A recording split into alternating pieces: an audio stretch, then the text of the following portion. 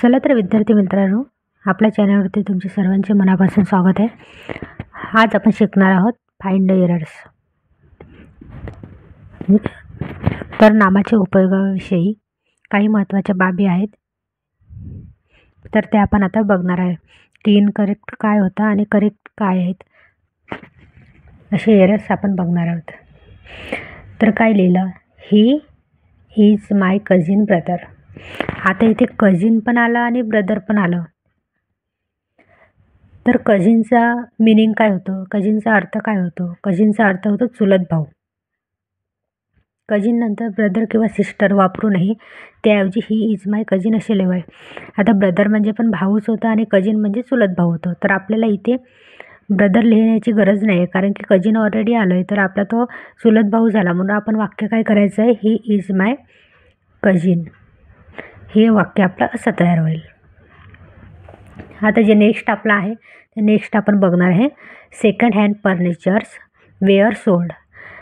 आता हे जे वाक्य आहे ते आपलं अनेक वचनी आहे. आता फर्निचर्स, जे फर्निचर हा शब्द आहे हा ऑलरेडी जो आहे नेहमी एकवचनी अर्थाने आपण वापरला जातो तो, आणि इथं वेअर परत आलं, वेअर सोल्ड. तर फर्निचर हा शब्द नेहमी एकवचनी अर्थाने वापरला जातो, म्हणून वाक्यातील क्रियापदसुद्धा एकवचनी वापरावे लागते. आता जो फर्निचर शब्द आहे तो केव्हाही एकवचनी वापरायचा. आता इथे एस लिहिला तर आपल्याला एस लावण्याची गरज नाही आहे, कारण की फर्निचर शब्द जो आहे तो नेहमी एकवचनी वापरतात. त्याच्यामुळे आपल्याला जे वेअर आलेलं आहे, वेअरच्या जागेवर ते आपलं काय येणार आहे, वाज. वेअर मी अनेक वचन आणि वाज वेअर.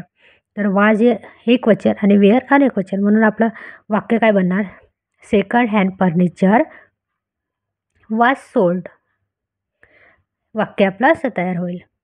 आता जे थर्ड आहे ते थर्ड आपण बघणार आहोत, ही लिव्ह इन अ बोर्डिंग. मराठीत ज्या नामाच्या शेवटी गृह शब्दप्रयोग करतात त्यासाठी इंग्रजीत हाऊस शब्दप्रयोग करतात. आता मराठीत आपण काय शब्द वापरतो, गृह, आणि इंग्लिशमध्ये त्याच्यासाठी काय वापरतो आपण, हाऊस.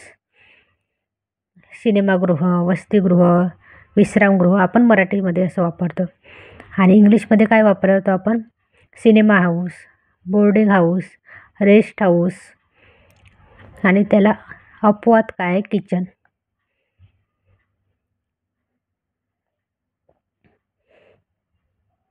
आता फोर्थ नंबरचा आपण बघणार आहोत, he did not listen to the advises of his teachers.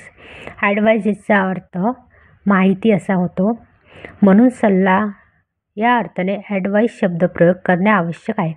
ॲडवाइजेस, ॲडवाइजेसचा अर्थ काय होतो, माहिती, आणि सल्ला या अर्थाने वापरायचा आपल्याला असेल तर आपल्याला ॲडवाइस.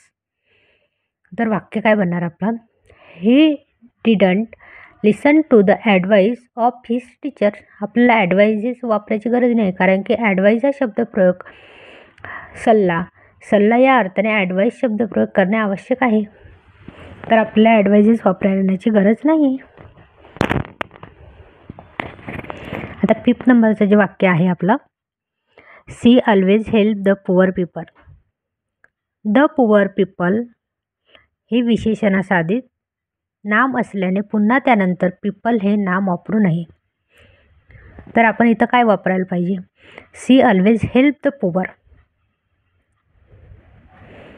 डायरेक्टली आपल्याला फक्त इथे पुअर, कारण की द पुअर हे विशेषणासाधित नाम असल्याने पुन्हा त्यानंतर पीपल हे नाम वापरू नये. पुअरमध्ये येऊन जाते, त्याच्यामुळे पीपल वापरण्याची आपल्याला गरज नाही.